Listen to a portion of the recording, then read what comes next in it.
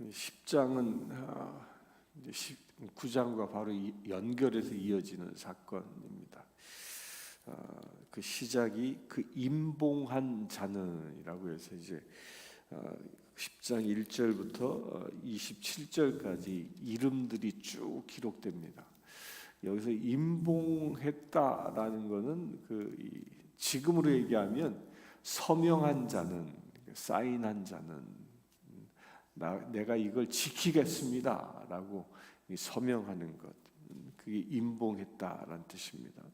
근데 무엇을 서명했습니까? 그 38절, 9장 38절에 그 이야기가 나오는데, 우리가 이 일로 말미암아 이제 견고한 언약을 세워 기록하고 우리 방백들과 레위 사람들과 제사장들이 다 임봉하나이다. 그러니까 언약을 기록했다라는 거예요. 언약을 기록하고 그것에 임봉했는데, 그 언약의 내용들이 그 앞에서 9장에서 보았던 그 하나님의 말씀이기도 하고요. 또 오늘 말씀의 28절부터 39절에 보면 언약을 우리가 구체적으로 지켜야 할 것에 대하여 요약을 해놨습니다. 특별히 이 언약은요, 4가지로 구분되어질 수 있는데, 첫 번째가 뭐냐? 율례를 지키겠다, 말씀대로 지키며 살겠다라고 서명한 겁니다. 우리 기독교인들은 내가 신앙을 지키겠습니다라고 서명합니까? 여러분들도 서명하셨어요? 언제 서명한지 아세요? 최초의 서명을 언제 하셨냐면 세례 받을 때 하는 겁니다. 세례가 그 언약하는 거예요. 내가 이제 나의 죄가 죽고 죄로 씻기움 받아 거듭났습니다. 이제 하나님의 말씀대로 살겠습니다라고 언약하는 그 행위가 이 세례식이에요. 세례식. 여러분들 그 언약이 살아있게 되길 바랍니다. 그 언약의 구체적인 내용, 그 첫 번째가 뭐라고요? 하나님의 말씀을, 그 율례를 지키겠다라는 겁니다. 이건 무엇을 얘기하냐면요, 세상 풍조를 따라 살지 않고 하나님의 말씀을 따라 살겠다라는 겁니다. 이건 다시 얘기하면 나는 세상에 살지만 하나님께 속한 자로 하나님의 법에 의하여 살겠다라는 겁니다. 내가 세상에 살면서 세상 법대로 살지 않겠다라는 이 선언인 겁니다. 세상 상식에 끌려 사는 자가 아니라 하나님의 말씀에 의하여 살아가는 자, 이게 하나님께 언약한 자의 삶의 첫 번째라는 겁니다. 우리는 그래서 무엇이 돼요?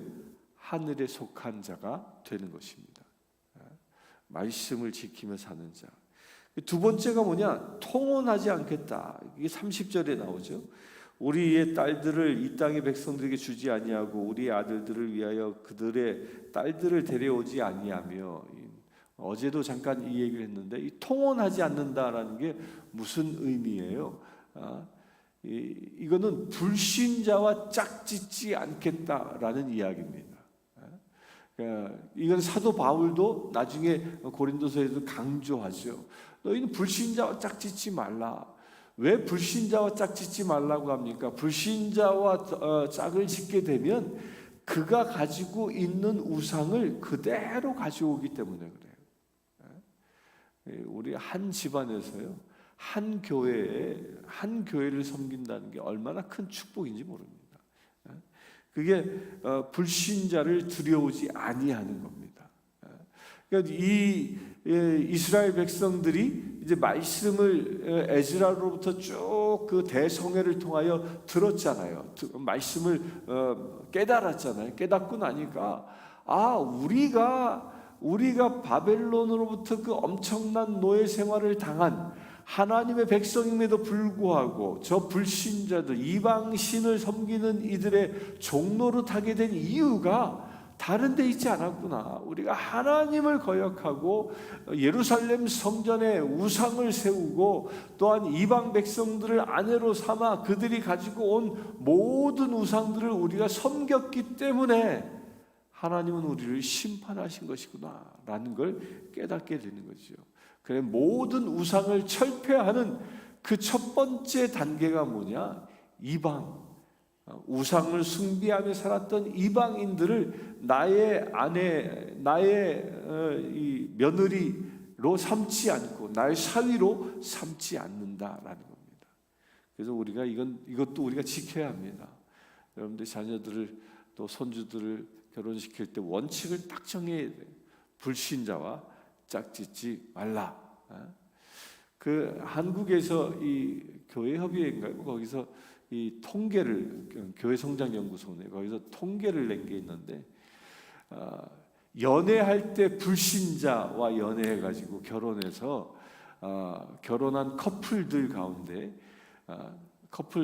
그 결혼을 어디서 하냐면 교회에서 결혼한 거예요. 불신자하고도 그 커플들 가운데 몇 퍼센트가 이 그 불신자가 신앙이 되느냐 이게 조사를 해봤어요. 조사해봤더니 몇 프로겠어요? 교회에서 목사님 주례로 그 혼배 예식까지 다 했어. 근데 그 사람들 가운데 몇 퍼센트가 이 기독교인으로 남았냐 조사해 보니까 25%가 나왔대. 25%. 나머지 75%는 결혼하기 위해서 나 예수 믿겠어 그런 거야. 결혼하기 위해서. 그리고 결혼식 딱 하고 나서부터는 교회 안 나왔다는 거예요. 25%만 교회 나오더라는 거예요. 근데 그 25%가 어떤 사람인가 또 조사를 해봤더니요.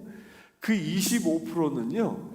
결혼하기 전에 뭐 세배는 다 받게 되죠. 결혼하기 전에 철저하게 신앙 훈련 받고 거듭난 사람들이 25%야. 그렇게 결혼식을 하기 전에 이 리얼 크리스찬으로 거듭난 사람만이 끝까지 신앙생활을 하더라는 거예요. 이 얘기는 뭡니까? 거듭나지 아니한 자와 결혼하면 결국 거기에 신앙이 떠나가게 된다라는 겁니다. 결국 떠나간다. 제가 상주에 있을 때도 그런 경험했는데 이 며느리를 드릴 때 며느리가 신앙인이었거든요. 근데 이 며느리가 조건이 있었어요. 뭐냐면 나는 결혼을 해도 교회 가야 됩니다. 그리고 내 남편과 더불어 교회 가야 됩니다. 라고 조건을 내건 거예요. 그러니까 그 시댁 측에서 아유 교회 얼마든지 가라. 그래 내 아들 데리고 가라 그런 거예요. 그래서 결혼을 했는데 결혼한 그 다음 날부터 말이 달라지더래요. 집안에 종교가 2개면 안 된다. 그 시어머니가 어떤 사람이냐면 보살이었어, 보살.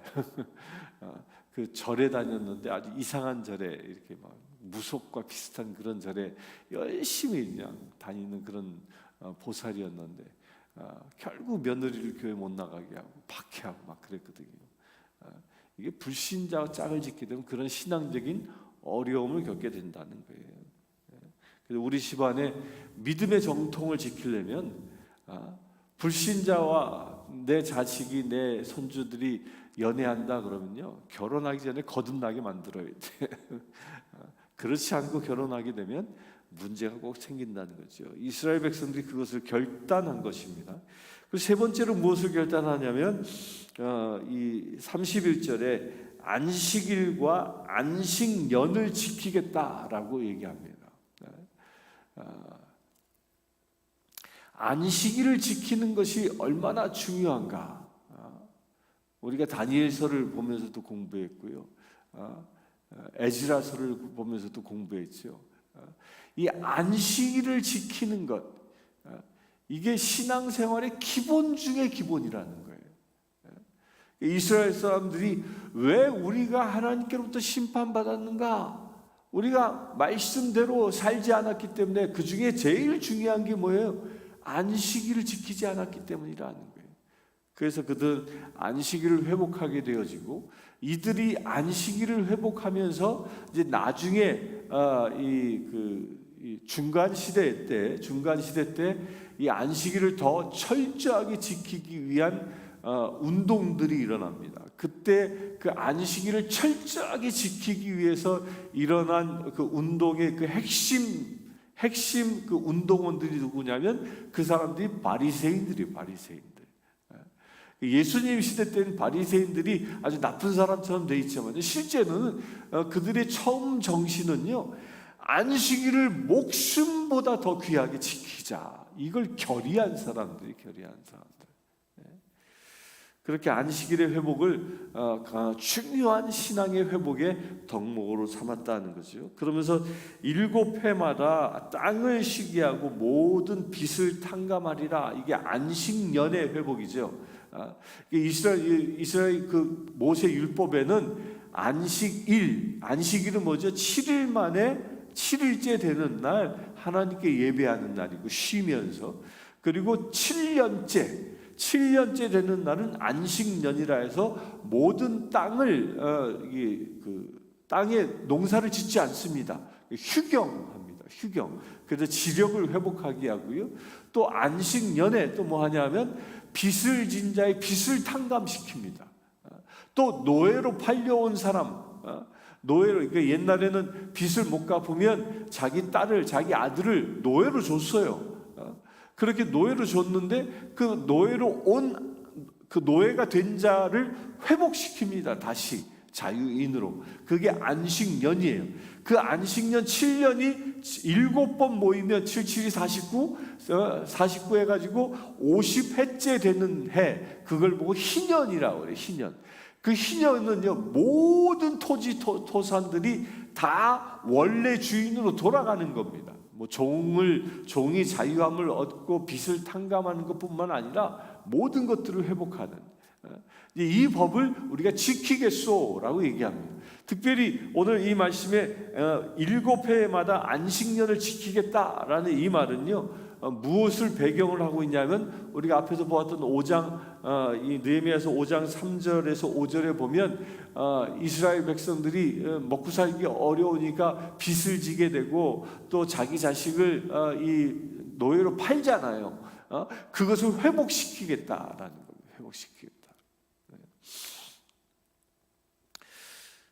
그리고 네 번째로 무슨 얘기를 하냐면, 이 37절 34절부터는 첫 열매를 하나님께 드리는 이야기를 하고, 그러면서 37절에 11조를 하나님께 드리겠다. 11조를 레위인에게 드리고, 레위인들은 자기가 받은 11조의 또 10분의 1을 띄어서 제사장에게 드리겠다라고 얘기합니다. 그러니까 이스라엘 백성들이 신앙을 회복하는데 이 네 가지 원칙을 세웠다는 겁니다. 첫 번째 원칙이 뭐예요? 율례를 지키겠다. 두 번째 뭐예요? 이방인과 통혼하지 않아 우상을 숭배하지 않겠다. 세 번째가 뭐예요? 안식일을 거룩하게 지키겠다. 네 번째가 뭐예요? 11조를 정확히 드리겠다라는 겁니다. 그런데 이 모든 결론, 왜 율례를 지키고 왜 이방 족속과 통혼치 아니하고 왜 안식일을 지키고 왜 11조를 드리는가? 그 이유, 그 목적을요 39절에 이야기합니다. 그 목적이 어디에 있냐? 39절 후반에 보면 그리하여 우리가 우리 하나님의 전을 버려두지 아니하리라. 이 네 가지를 지켜, 그리하여 네 가지를 지키는 목적은요, 하나님의 전을 버려두지 않기 위해서라는 거예요. 하나님을 버리지 않고 하나님의 성전을 버리지 않기 위해서 이 네 가지를 지키겠다라는 겁니다. 그러면 이게 무엇을 얘기하는 거예요? 이스라엘 사람들이 신앙생활하는 가장 중요한 목적은 하나님의 전을 하나님 전 되게 만드는 겁니다. 그러니까 하나님의 전을 버려두지 않겠다라는 건 뭐예요? 하나님의 전과 더불어 함께 살아가겠다는 겁니다. 그러면 하나님의 전과 더불어 함께 살겠다는 선언은 뭐예요? 하나님의 전에 누가 계시기 때문에? 하나님이 계시기 때문에. 그러니까 이스라엘 백성들이 여기서 봉한 가장 중요한 목적, 그 인생의 목적이 무엇입니까? 우리가 하나님과 더불어 하나님과 동행하는 삶을 살겠습니다라는 이 선언이라는 겁니다. 우리가 말씀을 지키고 우상을 숭배치 아니하고 안식일을 거룩하게 지키고 11조를 하나님께 온전히 드리는 그 중요한 목적이 뭐예요? 하나님과 동행하기 위함이라는 겁니다. 이 네 가지를 지킬 때 하나님과 동행할 수 있음을 이스라엘 사람들이 깨달았고 이것을 선언하고 있는 겁니다. 11조는 왜 하나님과 동행하는 게 될까요? 이 이스라엘 역사에서 보면, 특별히 유대 역사에서 보면 남유다 왕국에서 나중에 레위인들이 뿔뿔이 흩어집니다. 레위인들이 왜 흩어지냐면 먹고 살 게 없어서 호구지책을 구하기 위해서 흩어집니다. 흩어져서 그들이 흩어져서 원래는 그 각자 마을에 가서 말씀을 가르쳐야 하는데 사람들이 11조를 하지 않으니까 이 레위인들이 품을 팔아서 먹고 사는 거예요. 그러다 보니까 무슨 일이 생겨날까요?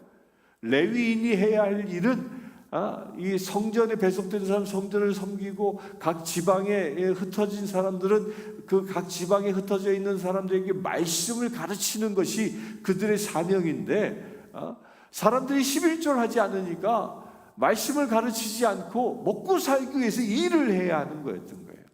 그러니까 일을 하다 보니까 사람들이 말씀을 모르기 말씀을 잃어버리기 시작한 거죠. 말씀을 잃어버리니까 어떻게 돼요? 이게 역순으로 나타나는 거예요. 말씀을 잃어버리니까 우상 숭배가 자연스럽게 들어오게 되고 죄를 지어도 그것이 죄인지 모르고 살아가게 되고 그러다 보니까 그 나라 전체가 패역한 집단이 되어져 결국 어떻게 됩니까? 바벨론에 의하여 멸망당했다라는 거예요. 그러니까 이스라엘 백성들이 그것을 찾아낸 것이에요. 우리에게 말씀을 가르치는 자들이 말씀에 집중하지 못하도록 우리가 11조를 드리지 않아 말씀에 집중하지 못함으로 인하여 우리가 이런 엄청난 고통을 당하게 된 것이다. 따라서 이걸 회복해야 한다라고 선언하는 겁니다. 이건요 지금도 이스라엘 사람들은 이걸 지금 지킵니다. 이 정통 유대인으로 구분된 사람들 여기도 있더라고요. 가끔 봐요. 정통 유대인으로 구분된 사람들은 복장을 보면 딱 알아요. 까만 모자를 딱 썼고요, 까만 양복을 딱 입었고요. 여기에 고리도 차고 이런 사람들이 있어요. 정통 유대인이. 이스라엘에 가면 그 사람들 어디 가면 통곡의 벽에 가면 그런 사람들이 바글바글해요. 이 정통 유대인으로 구분된 사람들은요 일하지 않습니다. 직업을 못 가져요. 그들의 모든 생활비를 국가에서 줍니다. 국가에서. 정통 유대인들은. 그 사람들은 뭐하냐? 종일 밤낮으로 말씀을 읽고 연구하고 말씀을 가르치고 또 말씀을 붙잡고 통곡의 벽에 와서 기도하고 이게 이 사람들의 일이에요. 그럴 때 나라가 세워진다라는 거죠. 그러니까 하나님의 이 모든 신앙생활의 마지막 목적은 뭐라고요? 그리하여 이 네 가지를 지켜 그리하여 하나님의 전을 버려두지 아니한다. 그리하여 이걸 긍정적인 표현은 뭐예요? 그리하여 우리가 하나님의 전과 함께 살아가겠다라는 선언인 겁니다. 여러분들도 그와 같은 믿음의 행보가 일어나길 바랍니다. 말씀의 규례를 지켜 하나님의 전을 버려두지 아니하고 하나님과 동행하는 거룩한 날 되기를 주의 이름으로 축원합니다. 이 시간 그것을 위하여 우리 기도하기를 원합니다. 나와 또한 우리 교회가 온전히 주님과 동행하는 거룩한 삶이 날마다 이루어질 수 있도록 이 시간 합심하여 기도하기를 원합니다. 주 아버지 하나님, 오늘 느헤미야서의 말씀을 통하여 하나님의 전을 버려두지 아니하고 오직 주님과 동행하는 삶의 그 원칙이 무엇인지 우리를 제대로 하여 깨닫게 하시네 감사합니다. 아버지 하나님, 주님께서 주신 말씀대로 우리가 날마다 규례를 지키며 율법을 지키며 살아가기를 원합니다. 아버지 하나님, 또한 우상 숭배의 그 모든 단초를 끊어버리고 오직 주님만 섬기며 살아가기를 원합니다. 안식일을 거룩하게 지키라 말씀하신 바대로 우리가 안식일을 온전히 주님께만 예배하며 지키는 거룩한 날 되어지기를 원합니다. 또한 아버지 하나님, 11조를 온전히 주님께 드리라 말씀하신 바대로 우리가 11조를 주님 앞에 드림으로 인하여 하나님의 전을 떠나지 아니하고 오직 하나님과 동행하는 거룩한 삶이 날마다 이루어지기를 원합니다. 주님, 우리의 삶 가운데 함께 하셔서 주님이 세우신 우리의 인생의 목적을 온전히 이루며 살아갈 수 있는 거룩한 믿음의 세대를 되게 하여 주시옵소서. 그래 아버지 하나님, 오늘 하루의 삶도 주님과 동행하여 주님의 영광을 드러내는 거룩한 삶이 되어지기를 원합니다. 아버지 하나님, 우리의 삶을 통하여 오직 하나님의 나라를 일구며 살아가는 거룩한 우리 지체 되어지기를 원합니다. 주님, 우리를 붙잡아 주시옵소서. 우리를 사용하여 주시옵소서. 그래 아버지 하나님, 주님과 동행하여 우리가 머물고 있는 우리의 가정과 우리가 살아가고 있는 이 삶의 터전이 온전히 하나님의 나라 되어지는 역사가 일어날 수 있도록 아버지 축복하여 주시옵소서. 우리 주 예수 그리스도의 이름으로 기도드리옵나이다.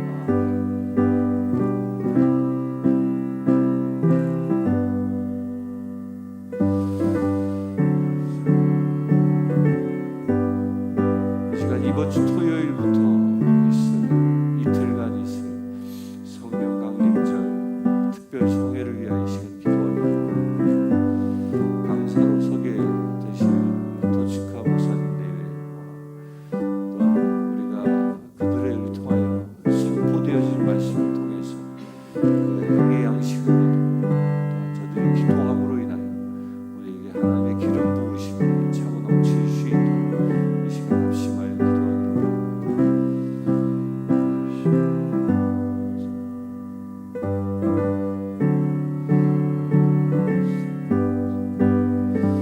하나님, 2000년 전 마가의 다락방에 임하셨던 그 성령 하나님의 기름 부으심이 이번 성령 강림절을 통하여 우리 교회의 모든 지체들 가운데도 일어나기를 원합니다. 주님, 그 일을 위하여 주께서 멀리 일본 땅에서 도치카 목사님 내외를 우리에게 보내주시고 말씀을 선포하게 하시고 저들을 통하여 성령의 기름 부으심에 놀라운 은혜를 베풀어 주실 줄 믿습니다. 주님, 간구합니다. 저들에게 영겁을 더하여 주시옵소서. 엘리사처럼 갑절의 영겁을 더하여 주셔서 하나님의 말씀을 선포하며 그 말씀을 듣는 모든 이들의 심령이 골수가 쪼개지게 하시고 심령이 쪼개지게 하셔서 온전히 하나님의 말씀을 골수에 새기고 영으로 충만해지는 놀라운 역사가 일어날 수 있도록 아버지 축복하여 주시옵소서. 또한 아버지 하나님, 성령의 불이 임하는 거룩한 집회 되어지기를 원합니다.